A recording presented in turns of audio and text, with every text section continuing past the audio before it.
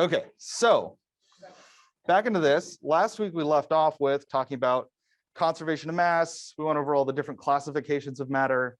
How you can have, I'm not going to go back and try and find that table, but right, you have pure substances. So you got like elements and compounds, and then you have mixtures, which are variable proportion mixes of different types of elements and compounds.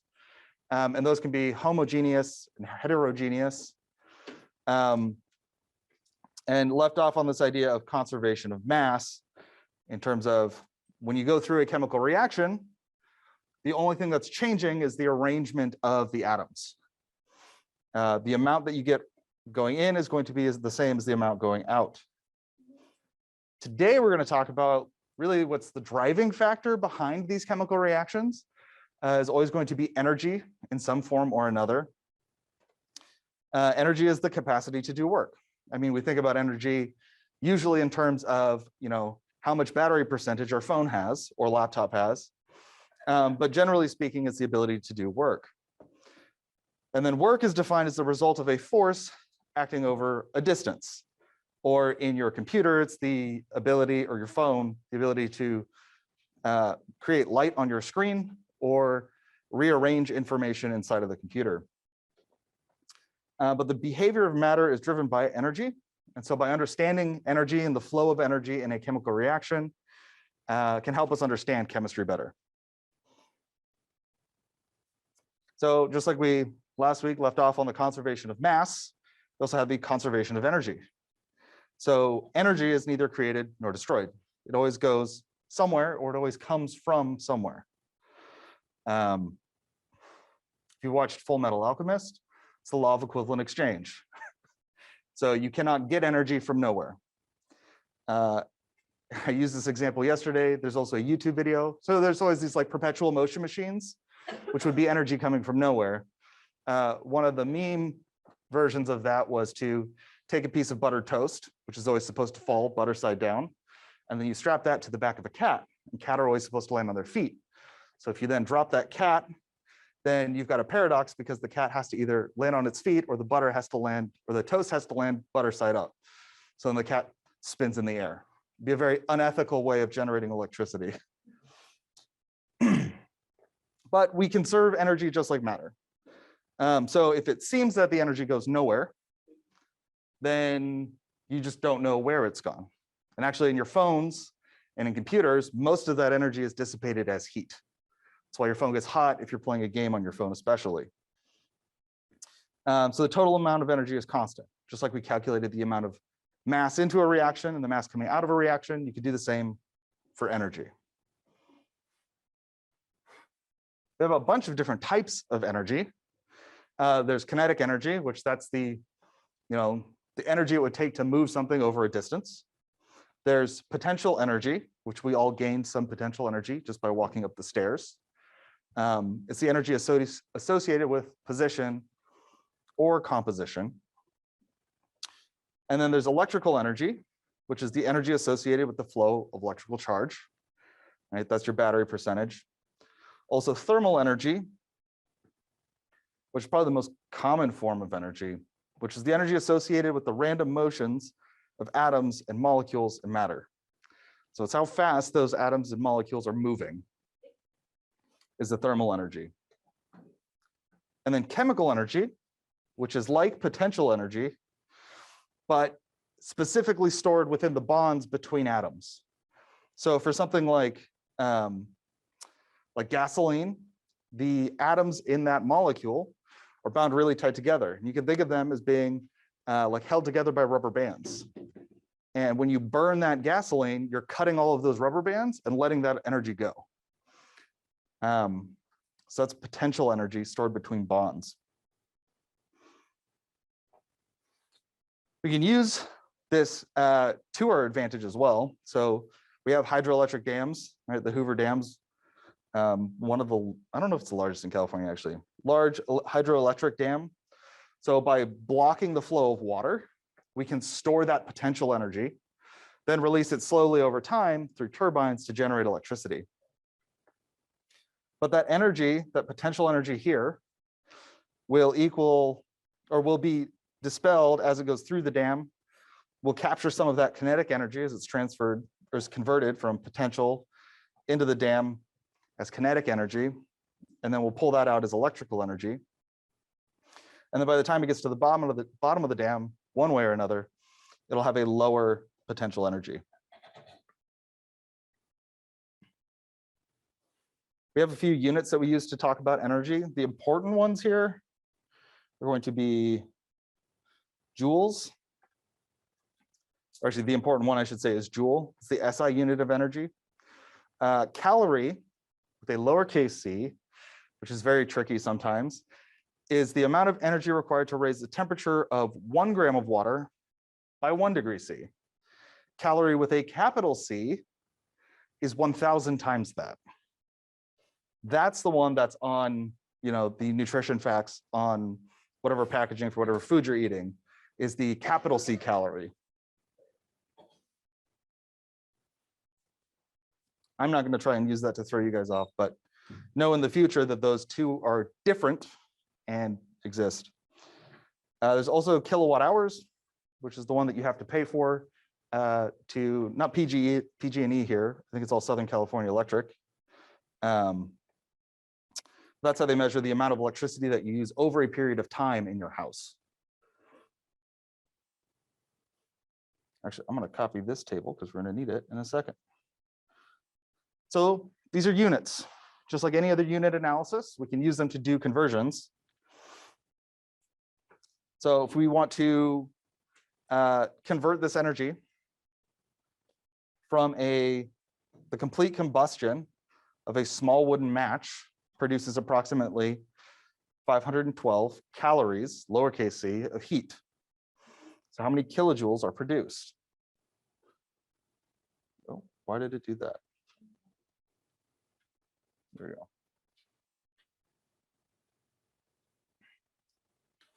So just like any other problem, we can write what we're given as 512 calories. And again, this is where this actually comes up a lot in writing nomenclature, which we haven't gotten to yet, but the names of atoms and molecules. It's very important to be very specific with your placements of numbers because we can have superscripts or subscripts. In this case, with the units, being specific with this lowercase c is the difference between this number and a number that's 1,000 times bigger than this number.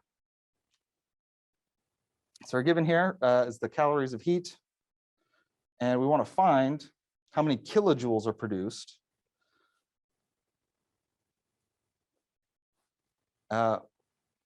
what's the equivalent amount of kilojoules to this 512 calories?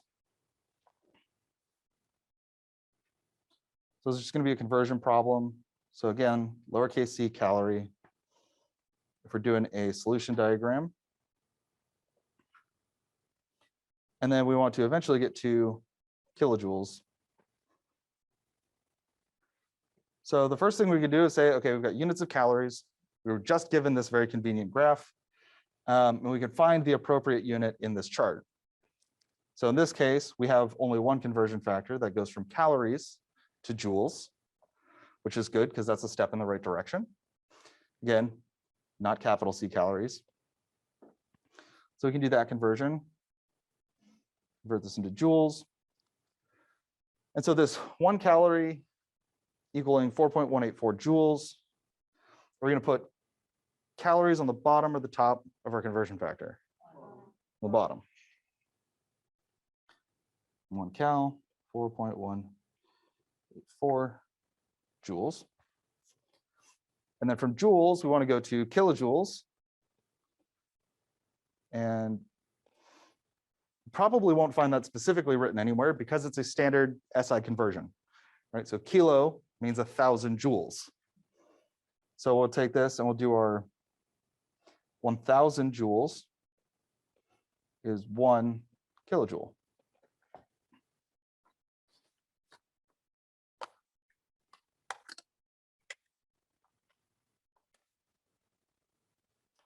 So we just multiply straight across the top. So 5.12 times 4.184 divided by 1,000. So we'll get 2.1422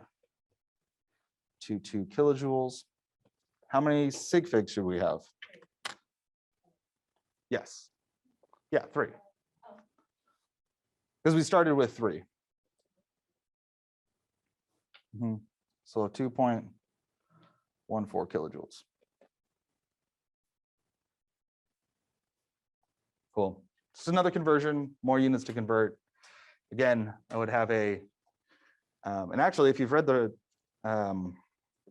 syllabus, there's in there, you do get a 3x5 card cheat sheet for the exams. So actually, I'll give you conversions, like there'll be a chart of conversions, so don't bother putting those on. When we get closer to the first exam, you talk more about that, but you do get that. So keep that in mind as you're looking at these things, stuff that you can write on there. Any questions about that? Converts like any other units. Somebody have a question? No? Okay. So energy, chemical, and physical changes are usually accompanied by energy changes. I think one that I never really thought about until taking was either chemistry or physics is when you take this big 10 kilogram mass, right? It's about 22 pounds, and you drop that like a cartoon off of a building, hopefully not onto somebody, and that hits the ground. That's a lot of kinetic energy that has to go somewhere. That kinetic energy actually gets converted into heat.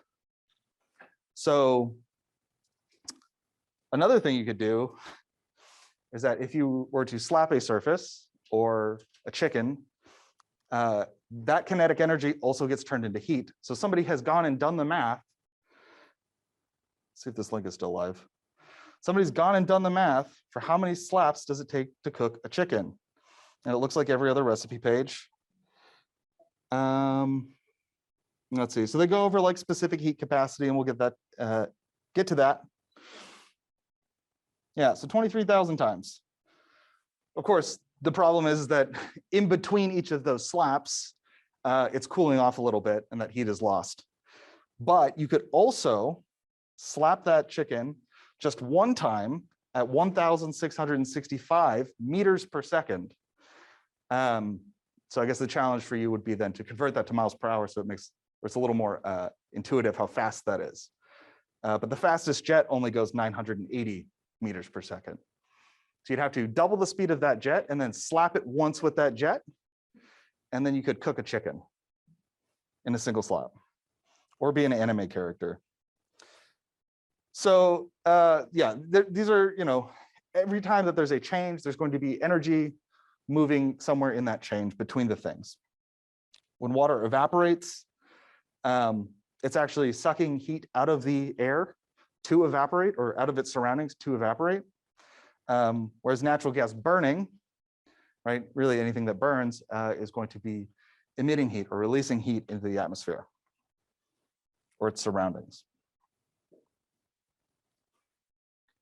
In chemistry, I mentioned gasoline gasoline burning and generating a lot of heat.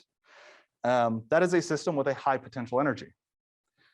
And generally, those chemical systems, and we personify them and treat them like they have feelings and emotions and they want to do things, those chemicals with high potential energy would rather have low potential energy.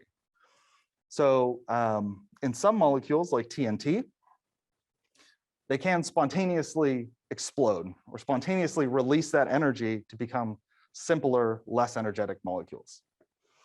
So it's, in a sense, difficult for them to hold on to that energy. Gasoline is not quite so energetically dense as TNT, but does have a lot of potential energy.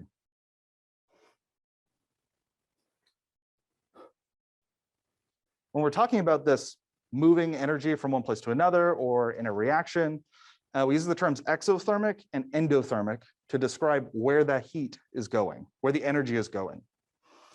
And so for these, you need to think about our system. So let's say that this box is a system. And we're always working from the perspective of that system. So if inside of this box, we have some chemical reaction take place. In an exothermic reaction, we have heat leaving the system. We have energy leaving the system. So in terms of an energy diagram, which is over here on the right, if higher energy is at the top, we have our reactants inside of our system. They undergo this reaction. Then energy is released so that the products have a lower energy on the other side. For an endothermic reaction, it's just the opposite of this. Again, if we have this system and there's some reaction taking place inside of this, if heat, when this reaction occurs, is moving from the surroundings into the system, that's endothermic. And so if you were to touch that, it would feel cold. So we have our reactants at a lower energy level. As the reaction goes on, they absorb the energy from the surroundings. And then the products then have higher energy after the fact. I think some, not just burning things, examples, like the hot hands, little hot packs, those are an example of an exothermic reaction. You can also get chemical cold packs where when you break the little pouch inside, it starts a chemical reaction that is endothermic and is sucking heat from the surroundings.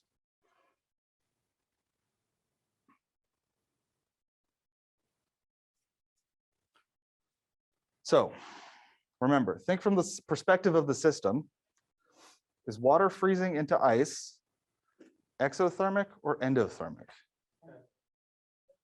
Endothermic, right? So it's absorbing, well, sorry. Nope, I always get this wrong. It's exothermic.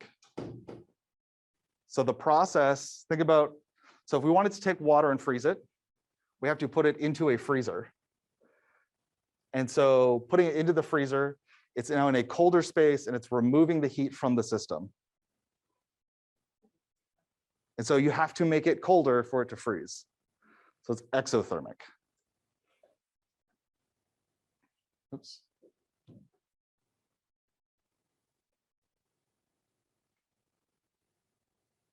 What you feel like when you're holding that ice cube and it's cold, it's just like sort of like the chemical ice pack, is that the ice is actually taking heat from your hand to melt. So the process of melting is endothermic.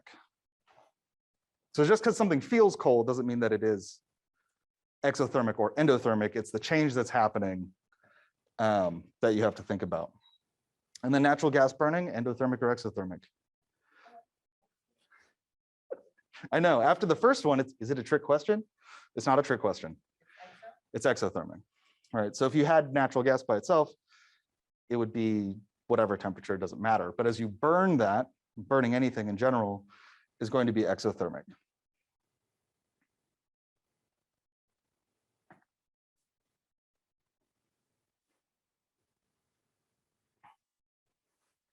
All right, so the atoms and molecules that compose matter are in constant random motion. They have thermal energy. So the temperature of a substance is the measure of its thermal energy.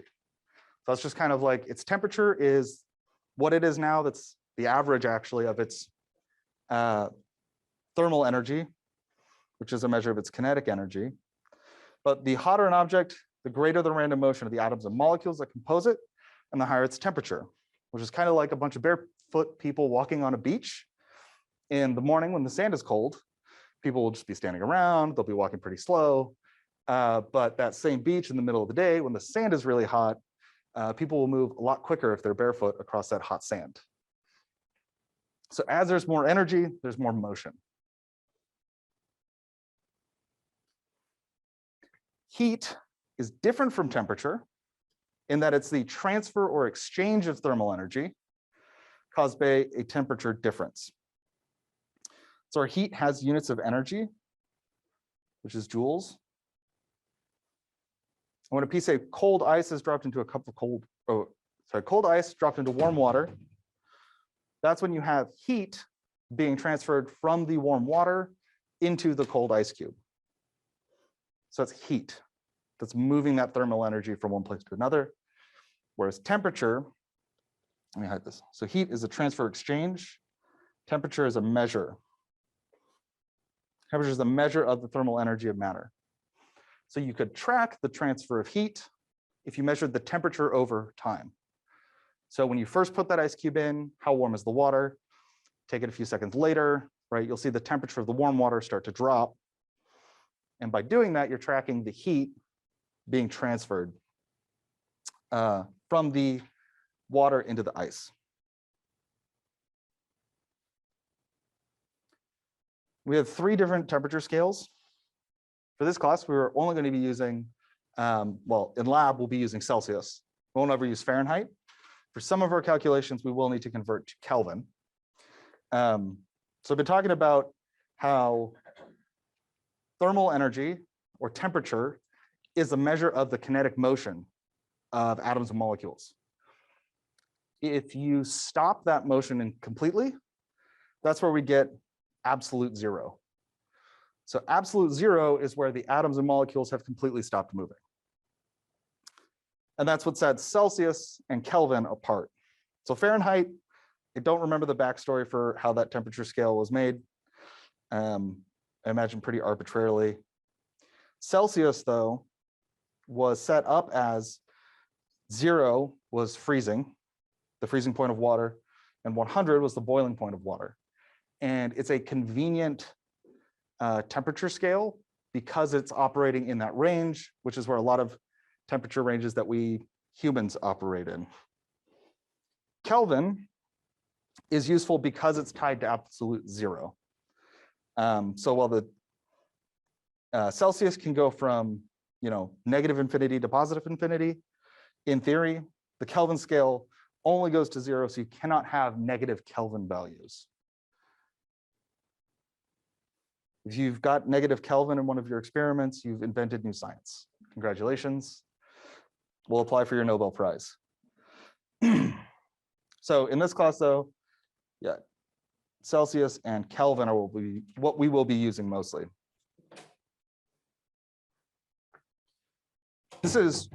These are a couple of the equations that we have in this class, because converting between Celsius and Fahrenheit and Kelvin is not, doesn't work like other units. So Kelvin and Celsius use the same degrees. So the spacing between, so if each of these is 1 degree, they're the same for degrees Celsius and Kelvin, which does not have degrees. So each of those individual spacings between those temperature marks is the same. So we can just say, well, 273.15, or sorry, degrees C, think about this. Go back to this. So at absolute 0, that's negative 273.15 Kelvin. So when we convert between the two, we just use that same 273.15. And so if you want to go from Celsius to Kelvin, you just add 273.15. If you want to go the other way, then you can rearrange this with some algebra, and it'll be Kelvin minus 273.15 equals degrees C.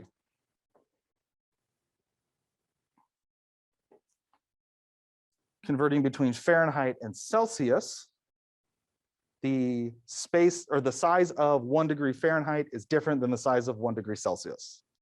So that's why we have this 1.8 factor in here. So these are equations that you just have to remember for doing this.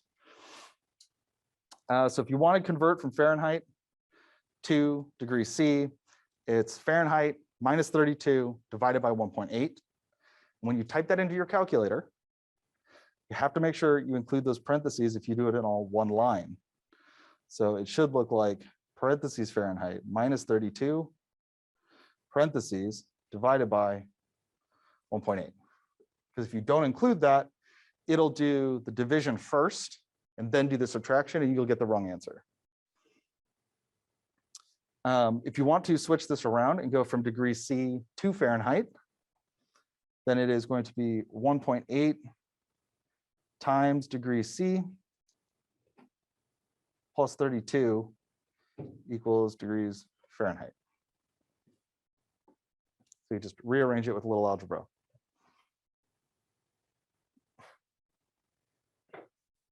Any questions on those? I'll do an example. They're very, very plug and chug. So if we want to convert from 358 Kelvin to Celsius, then as I rearranged on the previous page, we'll do Kelvin minus 273.15 equals degree C. So 358, leave out the Kelvin, minus 273.15.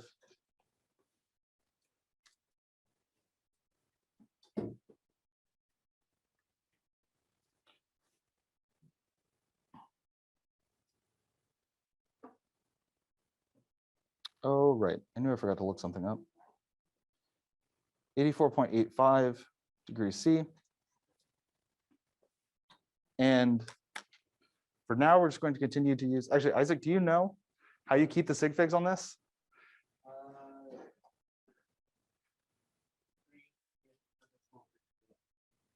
Well, yeah, so I would say just keep the same number of sig figs that you started with, like we've done for all of our other conversions.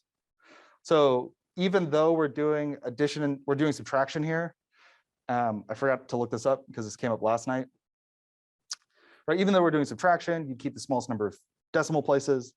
Because this is, I believe, an exact conversion, we just keep the same number that we started with. So 84.9 degrees C,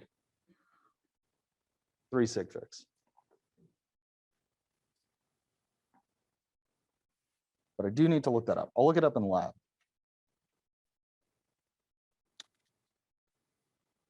It's always safe to keep the same number of sig figs. You never want to get more sig figs. So if we wanted to convert from degrees C to Fahrenheit, again, we just used one of those formulas. And this one was 1.8 times degrees C plus 32 equals degrees Fahrenheit.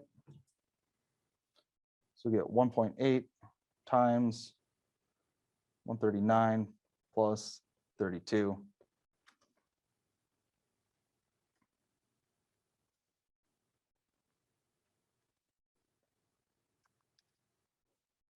We'll get 282.2 equals degrees Fahrenheit. So here we started with 3 sig figs. So keep 3 sig figs if this was your final answer, right? If you're not using this in further calculations.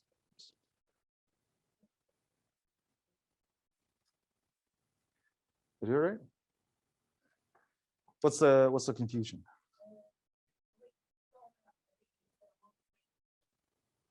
So this is just the equation. Okay. And so then I plugged in degree C. So this is, I should probably use an X. So it's multiplying by 1.8 times degree C. So this is 1.8 times, or 39 degrees C, plus 32 will give us 282.2.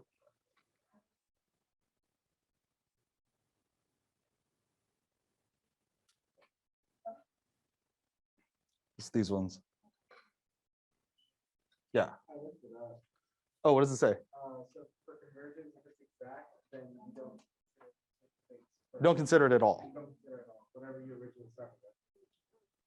So if I had 358, it's like 358.0 minus 273.15, you still have 4 sig figs. You wouldn't consider it. So this has 3 sig figs though. Yeah, so Then it would be 3. Yeah, Okay. but if there were more, you wouldn't consider it all less. Because Right. of that. So So if this was like 358.1175 minus, oops, 273.15, yeah, you have 7 sig figs. then you'd keep all of these sig figs. So it is use the number of sig figs that you started with. Does that make sense?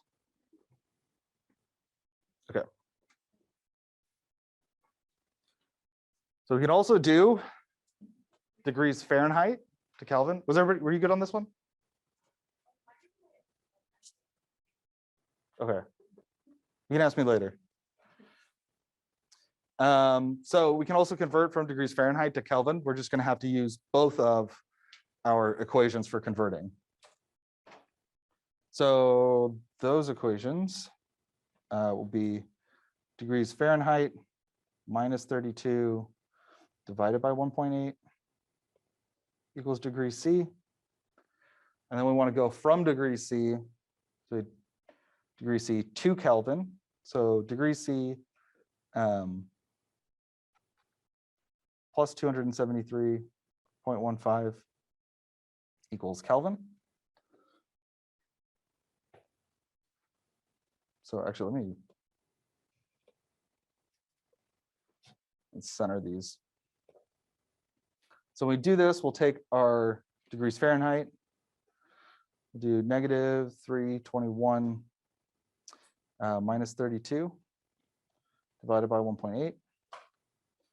Again, make sure you use the parentheses or that you do this stepwise so that your calculator does it in the correct order. This will be negative 196.11 repeating degree C. And so then we can plug that in to this next equation and get negative 196.11 repeating because we want to use the whole number plus 273.15, and that'll give us Kelvin.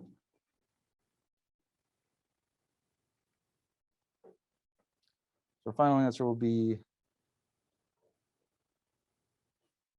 well, not the final answer. It's 8 repeating equals Kelvin, but we want our number of sig figs here to match the number that we started with. So we just had 3 sig figs to begin with. So our final answer will be 77.0 Kelvin.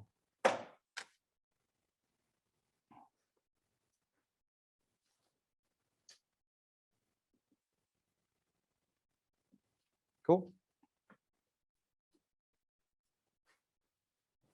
Cool.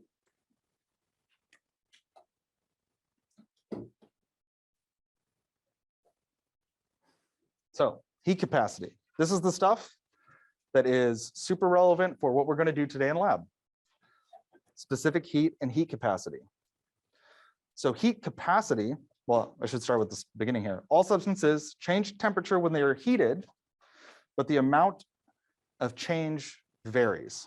So if you put like a metal pan on the stove and you turn the stove on, that's going to heat up really fast. If you put water on to boil, that takes forever to heat up, right? So it takes a lot longer to heat up water than it does to heat up metal. That's what we're talking about here. Or for example, a plate of food at a restaurant or from a restaurant, if you take them leftovers, some types of food heat up really quickly, other types of food heat up more slowly if you microwave them. And that concept is heat capacity. So it's the quantity of heat, which is usually in joules, required to change the temperature of a given amount of the substance by 1 degree C. So how much energy do you have to put into water to heat at 1 degree C or metal? The specific heat capacity takes that and says it's the quantity of heat required to change the temperature of just 1 gram of the substance by 1 degree C. And so it has these compound units of joules per gram degree C. You also look at like this, joules per gram degree C. Whereas heat capacity, I'll write it up here, is joules per degree C. So specific heat capacity is actually more general. The heat capacity is for the whole thing. So the reason the water takes longer to boil or longer to heat up than metal does is because it has a very high specific heat capacity.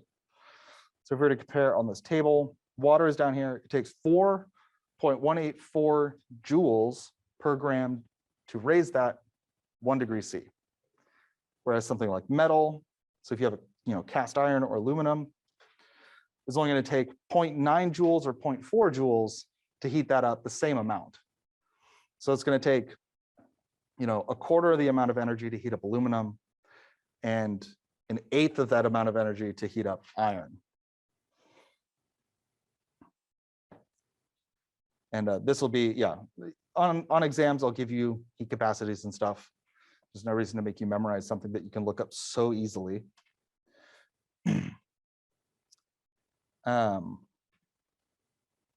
Anything else I want to say here? No. So those are just some heat capacities. Metals generally low heat capacities. Water has one of the highest heat capacities. And this actually plays out on a larger scale as well. So a city like San Francisco, which is actually on like a peninsula surrounded by water, part of the reason it doesn't heat up there is because the ocean acts as a giant heat soak. So even though it's got the bright California sun that pretty much the same as we get here, most of that energy gets sucked up by the water. Whereas the dirt around here in Visalia has a much, much, much lower heat capacity than the water. And so doesn't soak up as much of that heat, and the temperature rises much faster.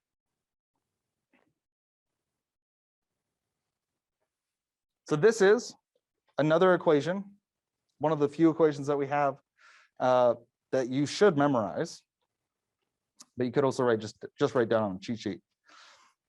So we have several variables here. We have Q, which is our heat in joules. We have M, which is the mass of the substance in grams. We have our specific heat capacity, which is in, as we mentioned before, joules per gram degree C. And then we have a temperature change, which is the temperature final minus the temperature initial. So the way that I always remember this is Q equals, because it kind of looks like M cat. The delta looks like an A. Q equals M cat. So you can use this really for anything. You could, if you weighed out the amount of water that you wanted to heat up in grams, you could measure exactly how much energy you needed to put into it. And then if you have a, you have to do a couple more calculations, but if you knew the wattage of your microwave, you could figure out exactly how long it would take even to heat up a certain amount of water, a certain mass of water to whatever temperature you wanted. I've tried to use this to calculate how much my desktop computer heats up my room in the summer. And then if I could make a thermal battery to soak all of that heat outside, because I'm a huge nerd, it turns out you'd need like 10, like 50-gallon drums of water to soak that much heat, but I might have done the math wrong. So to put this more practically though, let's say you find a copper penny. So pre-1982 penny, now they're made with nickel coated in copper. How much heat is absorbed by the penny as it warms from the temperature of the snow? So you find it in the snow. It's -5 degrees C. -5 degrees C to the temperature of your body, which is 37 degrees C. Assume that the penny is pure copper and has a mass of 3.10 grams. You can find the heat capacity in that. We'll find the heat capacity from that table. So this is a great example of a problem where you need to sort out all of this information before you even start. So our givens, we're picking up this penny. And so as it warms from the temperature of the snow, so this is our starting temperature. All right, so that's going to be T initial. We use T sub I equals -5.0 degrees C. We want to know as it warms up to the temperature of your body, right? So it's going from cold, ending warm. So our T final is going to be 37.0 degrees C. And then we're going to assume that it's made of pure copper, which helps us out in finding the heat capacity, and that it has a mass, so we use M for mass, of 3.10 grams. So because we're talking about heat capacity now, obviously we're going to use the equation from before. But even just the fact that it mentions heat capacity means that we'll be using this equation Q equals mc delta T. So let's go find that heat capacity. Copper, it's going to be 0.385. So our C, 0.385. That's joules per gram degree C. And then we want to find how much energy that takes. So looking for Q equals what? And that's going to be in joules.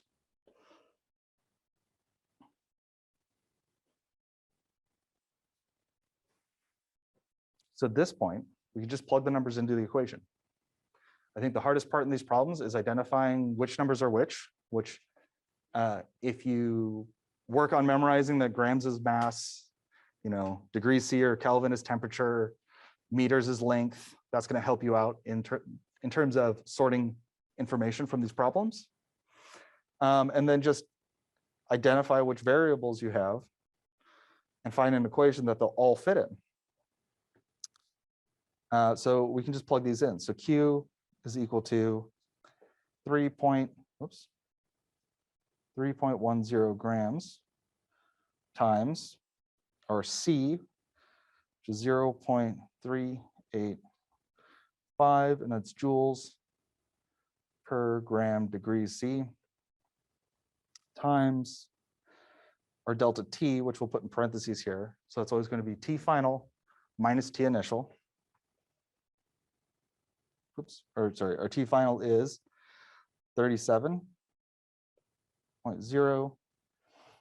It's going to be degree C minus a negative 5.0 degrees C. The negative is important.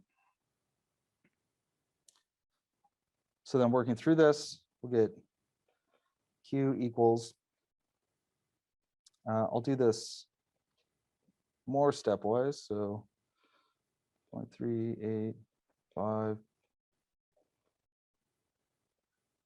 And then inside of here, we're going to get 42. And we are we're subtracting here, but minus the negative number is adding. So we want to keep the smallest number of decimal places. In this case is 1, so we don't lose any sig figs here. That'll be 0.0 degrees C. And then just to remind ourselves that we are keeping all 3 of those sig figs from the previous calculation. So now we can do just 3.10 times 0.385 times 42. So Q is equal to 50.127 joules. But we're only going to keep 3 sig figs because actually all of our numbers have 3 sig figs. So we'll end up with 50.1 joules.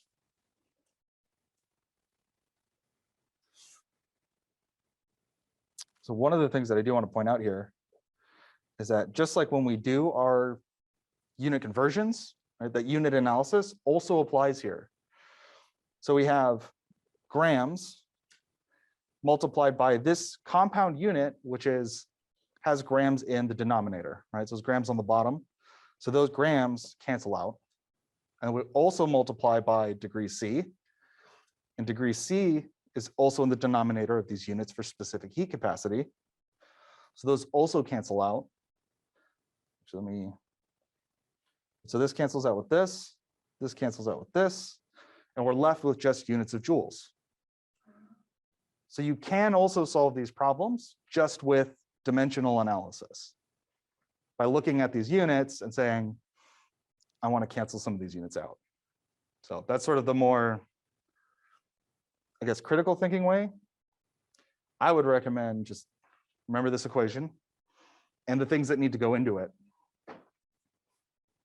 And then you can check yourself by looking at the units and making sure they cancel out to give you what you're looking for.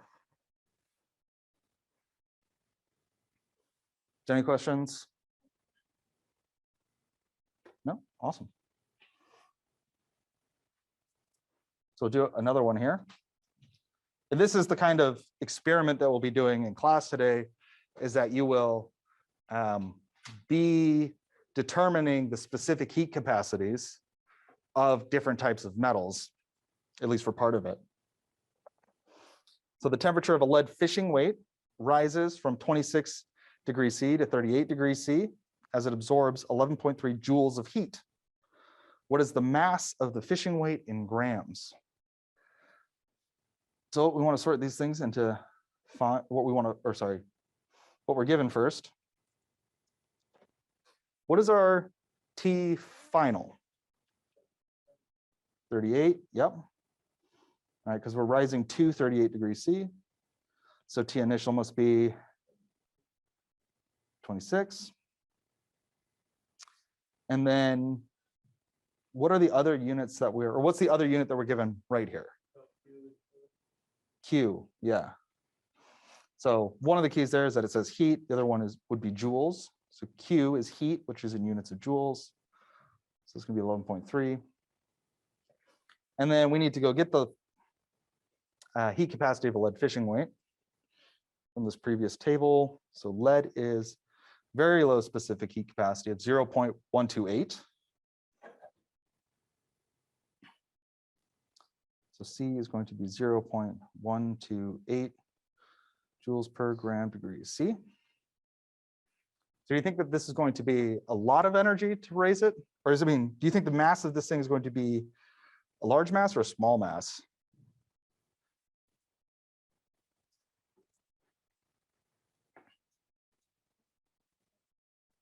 Like smallish. Yeah, right. I mean, it's not a lot of heat. It's kind of a decent temperature range that we're covering, but that's the kind of thing to think about. I'm not sure I could even guess at what the mass is. So right, mass is what we're looking for. So again, we'll have more equations, mostly once we get to chapter 11, I believe. We talk about gas laws. For now, this is kind of the only equation that we've got, aside from other unit conversions. So our base equation is going to be Q equals mc delta T. Although you will notice that on this problem, we're looking for M, which is in the middle of the problem. I like to rearrange these before I put the numbers in sometimes, because it's easier to see what's what, at least for me. So if we wanted to rearrange this, we just have to divide both sides by C and delta T, because they're being multiplied. So we'll get Q divided by C times delta T equals M.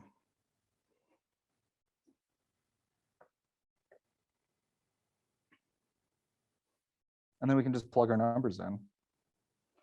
So 11.3 joules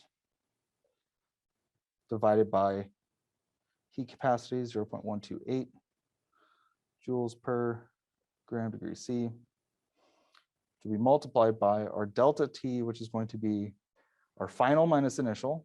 So 38 degrees C minus 26 degrees C.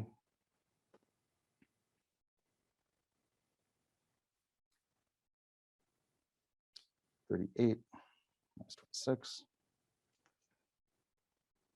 times 0.128.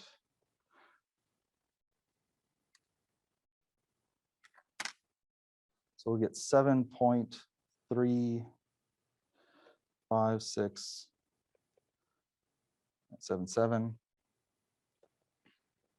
grams. how many sig figs should we have? 2 sig figs. 2 sig figs, because our temperature was just given as 2 sig figs. And then we keep both of these when we do this, or both of those sig figs. So yeah, we end up with 2 sig figs. So this is 7.4 grams.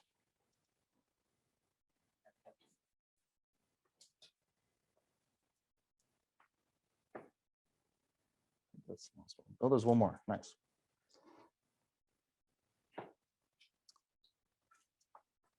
Any questions? All right. So let's say we have a sample of water now. 328 gram sample of water absorbs 5.78 times 10 to the 3 joules of heat. Find the change in temperature for the water if the water is initially at 25.0 degrees C. What is its final temperature? Again, always start with the givens. We have a mass, 328 grams. We have an amount of heat, which is Q, 5.78 times 10 to the 3 joules. I think that is supposed to be a capital. And then we can get the specific heat of water. We have the initial temperature, yeah, TI, 25 degrees C. And then our heat capacity would be 4. This is the one of the ones that gets used so much, you just memorize it. 4.184 joules per gram degree C. So then our find is T final. So what temperature are we going to end at? So again, our equation is Q equals MC delta T. And then we actually will want to expand this because Q equals MC times T final minus T initial.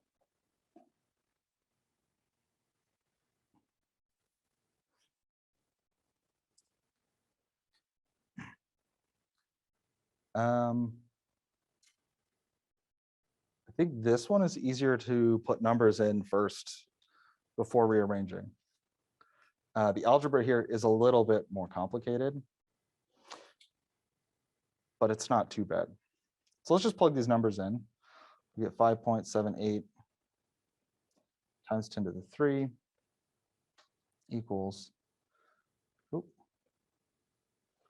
joules equals 328 grams times 4.184 joules per gram degree C times T final minus 25.0 degrees C.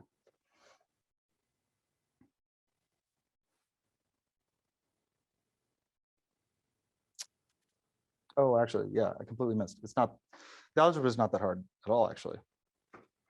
I just missed the easy way to do it.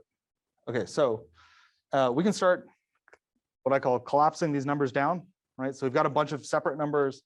Let's multiply or divide or add as many of those as we can to sort of simplify what we're looking at. So we'll keep 578 times 10 to the 3 joules, and then I'll multiply the 328 times 4.184. This will be 1,372.352. At this point, you could keep track of which units you've canceled out already. So we multiplied grams by joules per gram degree C. So those will cancel, and we're only left with joules per degree C times T final minus 25.0 degrees C. How many of the sig figs are we keeping? from this number in the middle, this 1300. 3 sig figs. Which ones?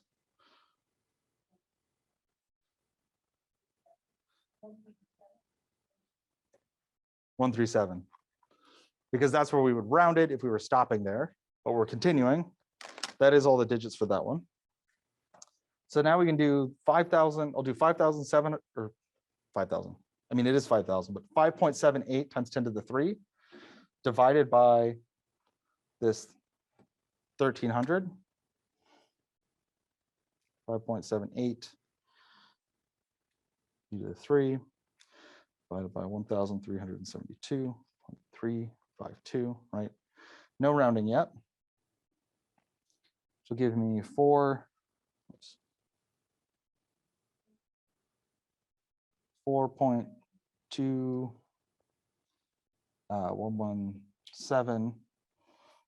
Now we've actually done, so we've did, in terms of units here, this is going to end up being joules divided by joules per degree C. So the joules that will cancel there, and we'll actually be left with just degree C. And then that'll be T final on the side minus our T initial of 25.0 degrees C. Oh, sorry, how many? Yeah, we keep the same number of sig figs here because they both had 3. So it's just 3 sig figs. So then we'll do 4.2117 plus 25.